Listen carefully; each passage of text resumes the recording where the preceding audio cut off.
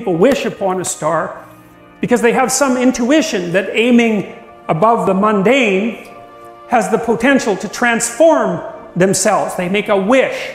Well, if you're gonna make a wish, you should aim at something high.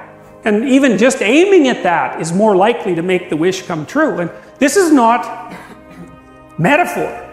You know, I have this program, which you guys are going to do, called the Future Authoring Program. It's one of two assignments. One is that you write an autobiography. That's the past authoring. The other is that you write a plan for the future. That's the future authoring. I would recommend that you get started on those right now. Like, not right now, but like really soon, because they're harder than you think.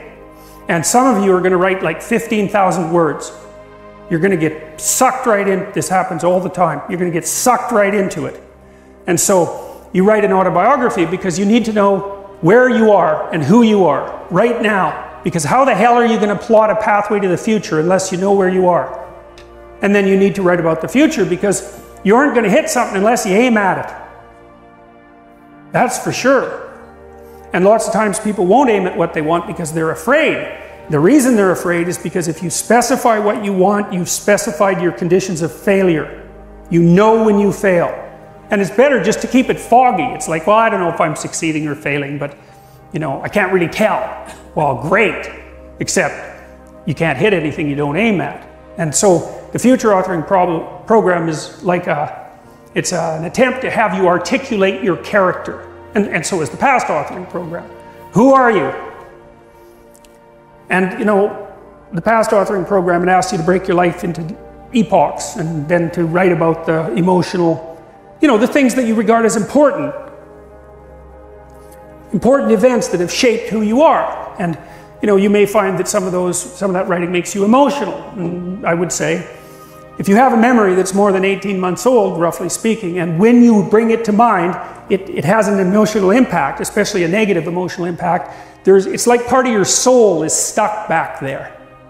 And I know that's a metaphorical way of thinking about it, but what I mean is that the reason that you still experience the emotion is because you have not solved the problem that situation faced you with. It might be a real problem, like maybe you got tangled up with someone who was really bad, and that's rough, man, because you've got to come up with a theory of malevolence to deal with something like that, and that's no joke.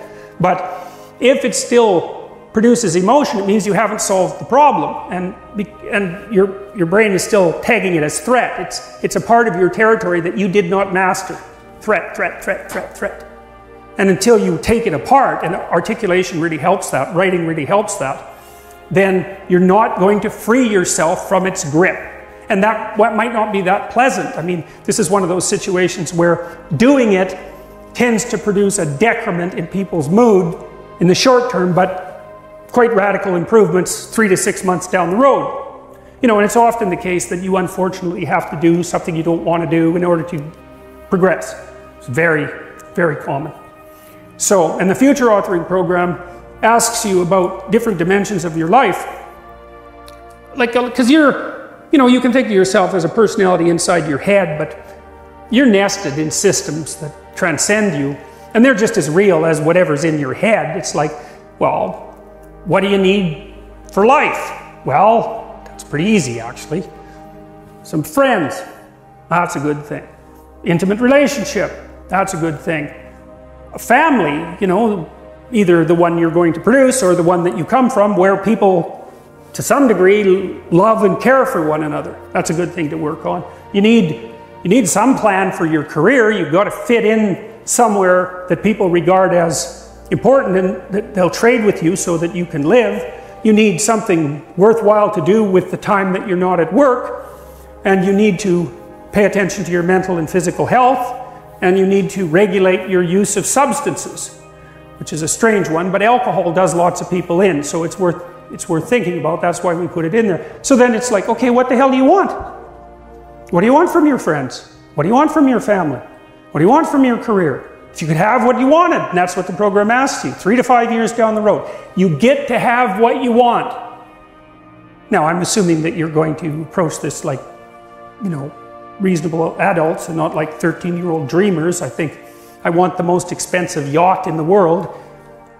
It's like, fine, but, you know, that isn't really what, it's supposed to be more concentrating on your character.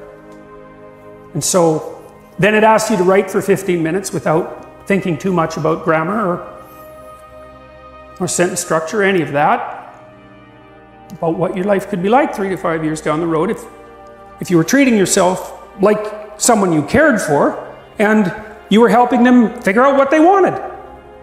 And then it asks you to do the same thing in reverse, which is to think about the ways that you're radically insufficient and your faults. And everyone knows this, I think, you know, maybe not, but everyone has a sense of if they were going to degenerate, how they would do it. You know, some people would be an alcoholic, some people would be a street person. It's like there's some doom thing out there that's got your name on it if you're particularly incautious and, you know, don't and let things fall apart. So I want you to write about that. What do you not want to have happen in 3 to 5 years? And there's psychological reasons for this, eh? One is, if you have something to aim for, that's a source of positive emotion. Because your positive emotion is mostly generated by evidence that you're moving towards something that you value. It's not generated so much by accomplishing something. Because when you accomplish something, you're just left with the problem of whatever you're going to do next. So you graduate from university, it's like, you know, hooray! One day you're at the peak of your undergraduate university career, the next day you're unemployed and looking for a bad job at Starbucks. So, you know, well, you see what I mean. It's, you know, it's that, you know, one problem that you solve is replaced by another problem. And so the idea that you're going to be happy when you solve all your problems is like, haha, good luck with that theory. But, you know, if you're aiming at something worthwhile and you really believe it's worthwhile and you've thought it through, you know, so that you're not weak, you've got your damn arguments mustered, then when you make progress, even a little bit, you think, hey, that's all right. And you get a little kick, you get a little dopamine kick.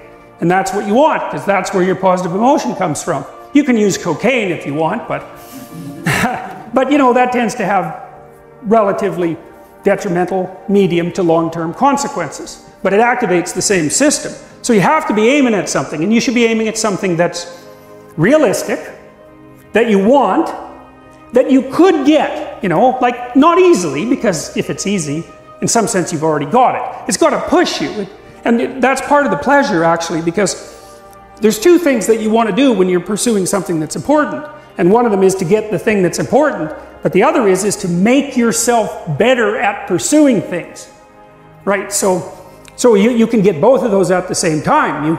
You're aiming at something and you're increasing your competence. It's like, that's a good deal. That's a good deal. And there's a lot of intrinsic meaning to be felt in that. And then in the second half of the program, you write out a plan for how you're going to do it and how you're going to keep yourself on track. And you're going to write about why it would be good for you if you did this, and why it would be good for your family, and what possible benefits it would have to the community.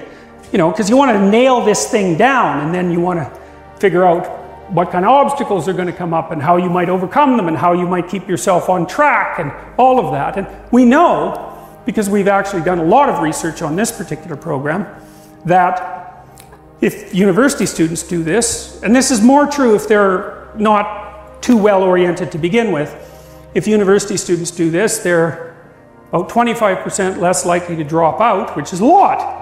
And about their grade point average increases about 20%.